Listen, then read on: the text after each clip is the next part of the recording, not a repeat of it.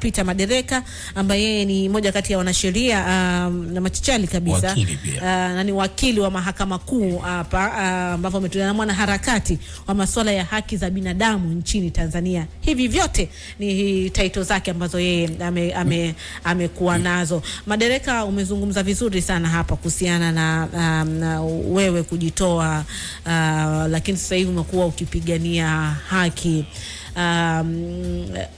Unadhani kwa sababu haki nadhani inaanza na wajibu, si ndio? Na umesema issue ya uwajibikaji. Sasa hivi kuna tume ya Jaji Lila ambayo inaendelea. Umezungumza kuhusiana na tume ya Jaji Chande. Teki yako kwenye hii tume ya Jaji Lila, unadhani inaweza ikatenda ama namna gani inaweza ikafanya kazi ili isiweze kuleta manunguniko, wengine wakaona wameonewa, wengine wakaona imeenda sawa? Namna gani hii tume ya Jaji Lila ambayo iko sasa hivi inaweza ikafanya kazi sawa sawa na kuweza kuleta haki ambayo watu wengi wanaona kama ilikuwa imepokwa? Kwanza mimi nashangaa hata kwa nini hiyo tume ya Jaji Lila imeundwa.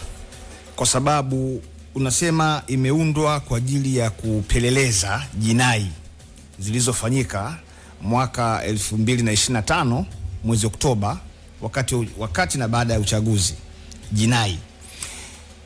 Jinai kubwa iliyofanyika wakati huo ilikuwa ni mauaji ya watu, lakini pia ilikuwa ni uharibifu wa mali pamoja na miundombinu. Jinai za aina tatu ndo zilifanyika wakati huo. Hii jinai ya kwanza, hii jinai ya mauaji ya watu, manake imekwenda kuwanyima watu haki yao ya kuishi, ambayo inapatikana chini ya ibara ya 14 ya Katiba ya Jamhuri ya Muungano wa Tanzania. Haki ya kuishi inapatikana kwenye ibara ya 14. Sasa sisi hapa Tanzania tunayo tume ya kikatiba, sio tume ya Lila ya kisheria. Tuna tume ya kikatiba ambayo imeundwa chini ya ibara ya 129, ibara ndogo ya kwanza ya Katiba ya Jamhuri ya Muungano wa Tanzania. Hiyo tume inaitwa Tume ya Haki za Binadamu na Utawala Bora. Ina mamlaka ya kikatiba, na katiba ndio sheria kubwa kuliko sheria nyingine yote ya nchi hii. Katiba ndio sheria mama. Kwa hiyo kama tunazungumza kuna watu waliuliwa Oktoba 29 na tunataka tuwajue walioua kwa kufanya upelelezi, ilikuwa hatuhitaji kwenda kutumia hela kuunda tume ya Jaji Lila, tume yenye mamlaka tu ya kisheria, kwenda kuwatafuta hao watu. Tume ya Haki za Binadamu na Utawala Bora ambao ipo kazini muda wote ingetuletea majibu ya au kina nani wale kwenda kukatisha maisha ya watu bila kufuata utaratibu. Na hiyo tume ina mamlaka ya kuwashtaki watu mahakamani. Tume ya Haki za Binadamu na Utawala Bora imeundwa chini ya ibara 129. Lakini ukiachana na tume, tuna jeshi la polisi sisi ambalo ndani yake kuna idara ya upelelezi wa makosa ya jinai ikiongozwa na mkurugenzi wa upelelezi wa makosa ya jinai Ramadhani Kingai, kamishna wa polisi. Polisi wanafanya kazi muda wote kuchunguza, kupeleleza jinai. Huhitaji tume ya Jaji Lila kwenda kupeleleza jinai, kwa sababu Jaji Lila hajawahi kuwa polisi. Jaji Mjema si hajawahi kuwa polisi wala mpelelezi. Jaji Sumari hajawahi kuwa mpelelezi wala hajawahi kuwa polisi. Hao ni majaji wa mahakama kuu ambao kazi yao ni kupokea ushahidi unaoletwa mahakamani na kuuchambua kisheria na kutoa haki. Ndio uzoefu walionao, ndio maana wameteuliwa. Sasa unapohamisha jukumu la kupeleleza jinai ambalo lipo kwa mujibu wa sheria chini ya jeshi la polisi, unapohamisha majukumu ya kushughulika na haki za binadamu ikiwepo haki ya kuishi ambao ni jukumu la tume ya kikatiba ya Haki za Binadamu na Utawala Bora, unaenda kumpa Jaji Lila hilo jukumu. Mr. Laji chochote. Kwa mtu ambaye anaweza anasema bonus kidogo. Bonus tumsikilize Rama pia kwanza, tumpe nafasi. Mimi nilikuwa natamani atueleze kwa sababu kuundwa na jinai yenyewe katika uchunguzi kisheria inasimamaje kwa waliosababisha, kuhamasisha na wale ambao wametenda makosa ya kijinai kwenye swala la mauaji, lakini pia kwenye swala la uaminifu. Huenda uaminifu ndio umefanya uundwe hiyo tume tofauti na hizo ngazi ambazo umetaja kwa mujibu wa katiba. Swala linalohusu haki za watu na swala linalohusu sheria halisimamiwi na maoni. Hayo uliyosema wewe ni maoni kwamba huenda maadili ya uaminifu. Tumesema hivi, nchi hii inaongozwa kwa mujibu wa katiba na sheria. Katiba imeshatoa mamlaka kwa Tume ya Haki za Binadamu na Utawala Bora. Na ukienda kusoma hiyo ibara ya 129 imesema kabisa kazi ya tume ni pamoja na kwenda kuchunguza hayo mambo ambayo yanakwenda kuathiri haki za watu. Kwa nini tuunde tume nyingine kama sio kupoteza tu hela? Jambo la kwanza. Lakini jambo la pili, anaenda kupeleleza mauaji siku zote kwenye nchi hii tangu tumepata uhuru ni polisi. Kwa nini mauaji mengine yanachunguzwa na polisi? Yaani hakuna mtu yoyote ule mwenye mamlaka ya kupeleleza jinai tofauti na polisi na tume ya haki za binadamu na utawala bora.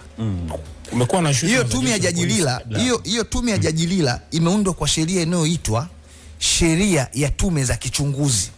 Kuna tofauti kati ya uchunguzi na upelelezi. Labda nitumie nafasi hii leo kutoa hii elimu. Kuna tofauti kati ya uchunguzi na upelelezi. Uchunguzi unafanywa na tume ambayo baada ya kumaliza inaandika ripoti, inampelekea aliyeiunda. Uchunguzi sio kwa ajili ya kumkamata mtu kumpeleka mahakamani afungwe. Ndio maana hata tume ya Jaji Chande, tume ya kichunguzi, ilipomaliza kuandika ripoti alipelekewa rais, afu akasema ni yake, kaiweka chini, wala huwezi kumlazimisha itoe, wala huwezi kumlazimisha afanye chochote kwenye tume ile. Ile ni tume ya kichunguzi ambao ni sura ya 32 ya sheria za Tanzania. Upelelezi lengo lake ni kupata ushahidi ambao unaenda kupelekwa mahakamani ili mtu afungwe au aachiwe, na unasimamiwa na sheria nyingi tu. Moja kati ya sheria hiyo ni sheria ya mwenendo wa makosa ya jinai ambayo ni sura 20. Na huo upelelezi wa kipolisi unafanyika chini ya kifungu cha 10 cha sheria hiyo. Kwa hiyo haya mambo si mambo ya kufikirika na sio siasa. Tukitaka tuyafanye lazima tufanye rejea kwenye sheria na sio rejea kwenye maoni yetu. Kwa hiyo ninasema hivi, tume ya Jaji Lila haina mamlaka ya kisheria kupeleleza jinai. Nenda kasome the Criminal Procedure Act ambayo ni sura 20 ya sheria za Tanzania. Hamna mahala popote ambako umeambiwa upelelezi wa makosa ya jinai utafanywa na tume ya Jaji Lila ambayo ni tume inayotokana na sheria ya tume za kichunguzi ambayo ni sura 32. Ndio maana unaona sasa hivi wananchi wanalalamika kwamba mbona sasa hiyo tume, ripoti ya tume ya Jaji Chande hatupewi? Huwezi kupewa kwa sababu kama alivyosema rais, yeye ndio mwenye tume ile. Kwa hiyo ripoti aliyokabidhiwa ni ya kwake. Lakini ushahidi unaotokana na upelelezi sio mali ya rais. Ushahidi unapelekwa mahakamani na mtu anafungwa kutokana na upelelezi ushahidi uliopatikana kutokana na upelelezi. Nadhani labda nitakuwa nimeeleweka hapo. Kwa hiyo labda kidogo tu katika naongeza tu kwa swali la Mabii kwa ajili ya ufahamu. Ndio. Kwa hiyo kuna tofauti unasema ya uchunguzi na upelelezi. Ndio. Sasa tunapokuwa tuna tume ya uchunguzi. Ndio. Alafu pia kuna swala la upelelezi. Ndio. Je, tume ya uchunguzi inaweza ikapewa ushirikiano na vyombo vya upelelezi? Tume ya uchunguzi kazi yake sio kupeleleza kama nilivyosema, kazi yake ni kuchunguza, na ikishachunguza inaandika ripoti. Na katika mchakato wa kuchunguza inaweza kupewa kihaki ushirikiano wa kupata taarifa za kiupelelezi, taarifa za kichunguzi, sio za kipelelezi, sababu yenyewe bottom line haina mamlaka ya kupeleleza. Imeundwa kutokana na sheria ya tume za uchunguzi, inaitwa Commission for Inquiry. Maneno yanajieleza kabisa. Alafu huku tuna kitu kinachoitwa upelelezi wa jinai, criminal investigation, ambao ni chini ya kifungu cha 10 cha sheria ya mwenendo wa makosa ya jinai. Kwa maana hiyo Madereka kwamba ile tume ya Jaji Chande ilifanya kazi yake sawa sawa kwa mujibu wa sheria. Kwa sababu ni tume ya kichunguzi. Kwa hiyo ilikuwa inafanya kazi yake na imekamilisha kazi yake, imenani. Lakini changamoto yako ambayo uko nayo wewe ni hapa sasa, kutoka kwenye uchunguzi kuja kuleta kwenye upelelezi wa kijinai. Ndio ambako unaona kuna shida. Kuna shida kwa sababu sheria iliyotumika kuunda tume ya Jaji Lila ni sheria ya tume za kichunguzi. Jukumu aliyopewa Jaji Lila sio kwenda kuchunguza, kupeleleza jinai. Sasa upelelezi wa jinai unapatikana kwenye tume ya kichunguzi, jibu ni hapana. Upelelezi wa jinai unafanywa kwenye sheria za jinai ambayo na ndio hapo tunakuuliza swali. Kwa hiyo vyombo vya upelelezi vinaweza kutoa ushirikiano kwenye tume ya kuchunguza? Sheria iwaelekezi hivyo. Lakini nje ya sheria, mimi wakili nilikuwa nataka ufafanuzi kwako. Inapotokea, utatuambia kisheria, inapotokea nchi chombo kile ambacho kina dhamana ya kufanya jambo akijengea uaminifu zaidi ya watu kuona kama ni wale, kuna namna gani ya kisheria nyingine au kikanuni inaweza ikatumika? Unatakiwa ubadilishe sheria. Kama mnaona hiyo sheria haifanyi kazi vizuri, mnaibadilisha, mnatunga nyingine ambayo itaendana na matakwa na matarajio mlionayo. Lakini huwezi tu kujiamulia, kwa sababu kwa mujibu wa ibara ya 62 ni Bunge la Jamhuri ya Muungano wa Tanzania pekee ndio lenye mamlaka ya kutunga sheria na kuzifuta sheria. Kwa hiyo kama mnaona kuna masuala ya uaminifu, kuna masuala ya weledi yanapungua katika chombo chenye mamlaka ya kufanya wajibu fulani ambao chombo hicho kimepewa kwa mujibu wa sheria, kwamba mna mashaka, mnaifuta ile sheria. Aya, sawa Madereka. Sasa kuna swali hapa kutoka kwa msikilizaji wetu kutoka ambaye anatufuatilia kupitia ukurasa wetu wa YouTube. Anasema Peter Madereka ametaja jinai zilikuwa 3. Muulize, uchochezi uliofanywa na baadhi ya watu kabla ya Oktoba 29 haikuwa jinai? Kwa sababu amesema jinai zilikuwa 3 pekee. Jinai ambazo zimeonekana dhahiri shahiri na ambazo hakuna mtu anazipinga kwa mujibu hata ripoti ya au hotuba ya Jaji Chande ni mauaji, uharibifu wa mali, uharibifu wa miundombinu. Ni kwa mujibu wa ripoti ya tume ya rais ambayo hiyo tume inaaminika na inaheshimika. Sasa hayo mengine ni maoni tu yanabaki, lakini mimi naongea kwa kufanya rejea kutoka kwenye mambo ambayo yameshafanywa utafiti. Unazungumzaje kauli ambazo zilikuwa zinaonyesha viashiria hizo kwako ambazo zimesikika na zipo zingine hata katika upande wa mitandao ya kijamii? Mimi sioni kama mimi sijaona hiyo kwenye tume kwenye ripoti ya Jaji Chande, na bahati nzuri Jaji Chande alitoa ripoti yake hadharani. Kwa hiyo aliainisha hayo. Kwa hiyo mimi siko hapa kuongeza ama kupunguza vitu ambavyo havipo kwenye hotuba ya Jaji Chande, kwa maana ya kwamba ndio ilikuwa ni sehemu ya ripoti yake. Hai, unaweza pia Makrina, nilikuwa na swali fupi tu kwa Peter Madereka. Katika baadhi ya vitu ambavyo vilikuja katika ripoti ya Jaji Chande ilikuwa ni ile kauli ya no reform no election. Na tunafahamu na wasikilizaji wetu pia wanajua kwamba no reform no election ni kauli ambayo uliipinga wewe kipindi cha nyuma. Sasa baada ya mambo ambayo yametokea yote na leo hii ambao tuko hapa baada ya kile kitu ambacho tumekiona, unafikiri bado ulikuwa msimamo wako ulikuwa ni sahihi wa kuipinga hiyo kauli ya no reform no election? Kwanza, kauli ya no reforms no election ni kauli ya kisiasa, na tumesikia kauli nyingi sana za kisiasa kwenye majukwaa ya kisiasa, ikiwemo kauli ambayo iliwahi kutolewa na mwenyekiti wa umoja wa vijana wa CCM mkoa wa Kagera, Faris Burhani, ambaye akisema yeye wanapotezaga watu na wakipotea polisi wasihangaike kuwatafuta hao watu wanaopotezwa, na tukaona watu wanapotea. Kwa hiyo kama ni swala la kauli tu, kauli sio no reforms peke yake. Zipo kauli nyingi tu.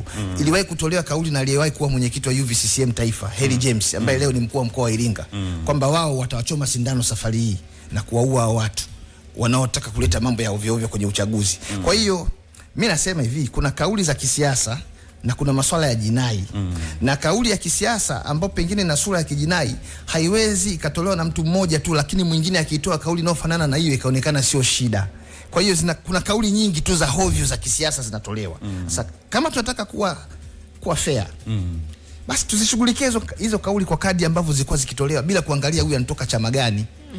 Hapa tusilazimishane kuamini kwamba no reforms no election peke yake ndio kauli ambayo imesababisha shida, alafu tunajifanya hatusikii wala kuona kauli nyingine ambazo zinatolewa na CCM.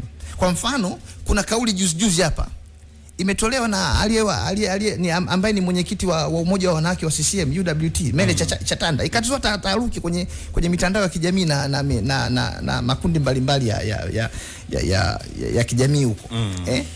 Kwa hiyo mimi nachotaka kusema, siasa kwenye hii nchi imeruhusiwa chini ya ibara ya 3, ibara ndogo ya kwanza, na chini ya sheria namba 5 ya mwaka 92, sheria ya vyama vya siasa, watu wafanye siasa. Lakini hii nchi sio nchi ya kipolisi kwamba polisi ndio wanaotakiwa kuamua nini kifanyike kama siasa na nini kisifanyike. Sio kazi yao hiyo.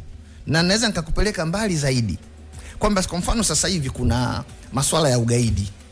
Ugaidi ukirudi nyuma, ugaidi wa ukweli kufanyika hii nchi kwa mujibu wa sheria na mikataba ya kimataifa ni mwaka 98 ambako ubalozi wa Marekani ulilipuliwa, na baada ya kulipuliwa dunia nzima ilielekeza nguvu Tanzania tukasaidiwa. Ugaidi mwingine unaofuata ni ugaidi wa kisiasa ambao unatajwa ili tuweze kurudi kwenye meza ya mazungumzo tufanye maridhiano. Takupa mfano. Mbowe alipewa kesi ya ugaidi. Mbowe. Na unaposema gaidi, maana yake ni kwamba huyu mtu ni sawa na Osama bin Laden.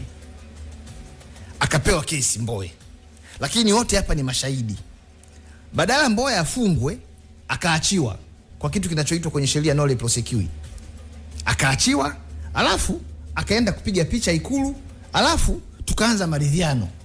Kwa hiyo kumbe unajua ili tuwe na maridhiano ni lazima tuwe na ugaidi wa kisiasa, na ndicho kinachofanyika sasa hivi. Wamekamatwa watu wengi tu karibia 135 na kati yao nadhani 51 wamepewa mashtaka ya ugaidi. Na baada ya hapo au katikati ya mchakato huo, Madereka, tunataka kidogo tupitishe sheria ya ugaidi inasemaje, kwa sababu ukimsikiliza Misime anakuambia kutokana na ushahidi uliokusanywa, kutokana na nini hivyo. Kwa hiyo watu hao wanatuhumiwa kwa makosa haya.